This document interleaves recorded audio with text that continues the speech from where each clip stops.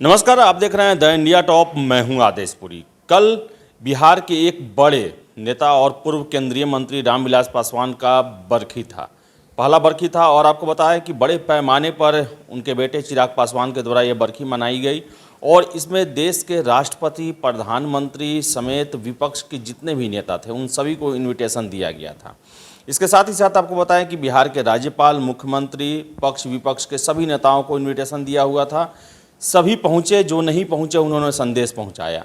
सबसे पहले बात करें प्रधानमंत्री नरेंद्र मोदी की, तो वो तो नहीं आए, लेकिन उन्होंने 2 पन्ने का एक संदेश लिखा रामविलास जी के बारे में, और जिसको लेकर चिराग पासवान ने अपने ट्विटर हैंडल पर भी शेयर किया और काफ़ी तारीफ़ की, काफ़ी खुश हुए इससे।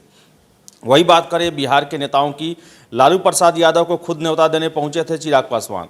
लालू यादव ने सहर्ष स्वीकार किया और कहा कि मैं तो पटना नहीं जा सकता, लेकिन मेरे बेटे तेजस्वी इस प्रोग्राम में रहेंगे, और उन्होंने श्रद्धांजलि दी रामविलास पासवान को। दोनों गले भी मिले।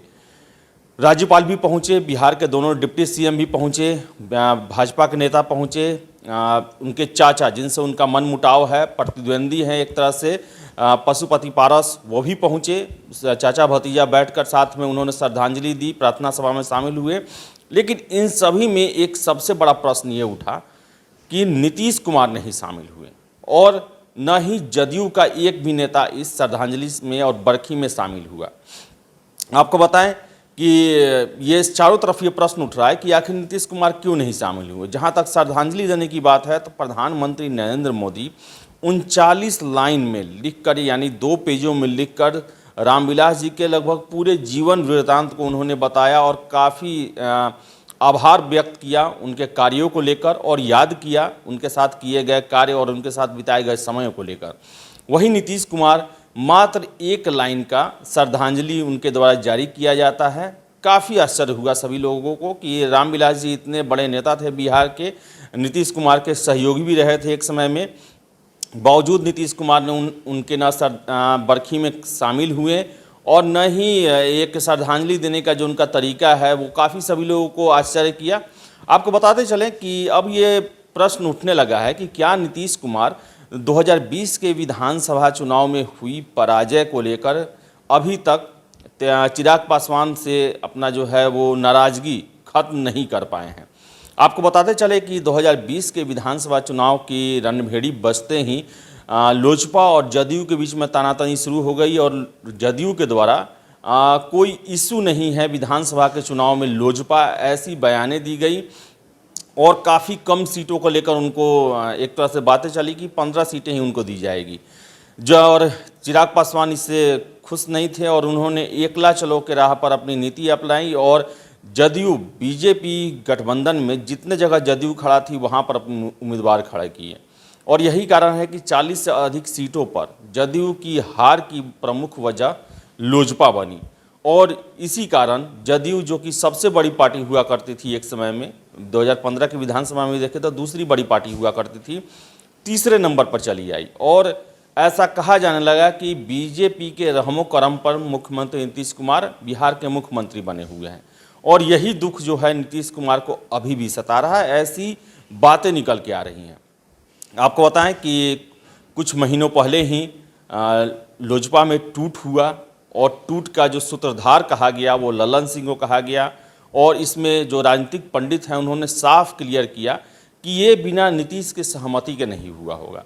और सबकी निगाहें टिकी थी कि भले ही चिराग पासवान से नीतीश कुमार की नाराज़गी हो, उन्होंने चुनाव में उन्हें नुकसान पहुंचाया, लेकिन रामविलास से नीतीश कुमार के संबंध कभी भी अच्छे रहे थे। तो उनकी पहली बरखी थी, तो आशंकाएं थी कि नीतीश कुमार सभी अपने विवादों को भूलकर देर शाम तक वो बरखी में पहुंचेंगे और रामविलास पासवान को श्रद्धांजलि देंगे, उनके प्रार्थना सभा में शामिल होंगे।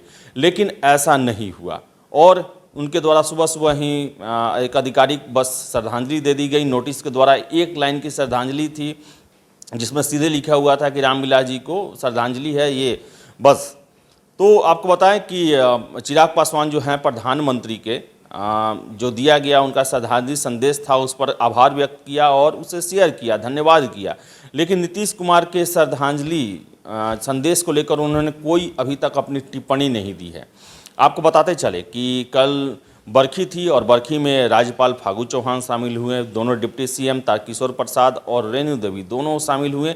इसके अलावा नेता प्रतिपक्ष तेजस्वी यादव आए, उन्होंने गले लगाया और सबसे बड़ी बात लोजपा के जो टूट हुआ तो उनके चाचा पशुपतिनाथ पारस वो आए और प्रार्थना सभा में शामिल हुए, चिराग के साथ बैठे। इसके अलावा सूरजभान सिंह समेत बहुत सारे नेताओं ने भाग लिया, लेकिन जदयू के एक भी नेता ने इस श्रद्धांजलि सभा में भाग नहीं लिया, जो कि आश्चर्य का विषय बना हुआ है। अब ऐसे में प्रश्न उठता है कि क्या पार्टी आला कमान के तरफ से ये साफ संदेश दे दिया गया था कि कोई भी इस बरखी में शामिल नहीं होगा? क्या नीतीश कुमार अभी भी 2020 के अपने पराजय को, लोजपा के कारण हुए बहुत ज़्यादा सीटों के नुकसान को अभी तक नहीं भूल पाए हैं? और क्या आगे की अब क्या इस पर ये होगी? आपको बता दें कि तेजस्वी यादव ने इसको लेकर कहा कि नीतीश कुमार को रीति रिवाजों का ख्याल रखना चाहिए और उन्हें राजनीतिक विषयों को छोड़कर ये जो है रीति रिवाज है इसमें शामिल होना चाहिए और बरखी में उन्हें आना चाहिए था। और उन्होंने ये भी कहा कि प्रधानमंत्री ने उनके लिए 2 पेज का संदेश लिखा। राजनीति में अपनी जो प्रतिद्वंद्विता है वो अलग है, लेकिन ये व्यक्तिगत जीवन है और इसमें किसी भी तरह का प्रतिद्वंद्विता नहीं होना चाहिए। तो देखने वाली बात है कि नीतीश कुमार का नहीं पहुंचना ये कितनी खटास पैदा करती है लोजपा और जदयू में, और इसके क्या अर्थ मायने निकाले जाते हैं। लेकिन फिलहाल यही आपको बताएं कि नीतीश कुमार शामिल न होकर साफ मैसेज उन्होंने दे दिया कि चिराग को उन्होंने अभी तक माफ़ नहीं किया है। तो फिलहाल इस वीडियो में इतना ही। वीडियो पसंद आए लाइक शेयर करें, हमारे चैनल द इंडिया टॉप को सब्सक्राइब जरूर कर लें। धन्यवाद।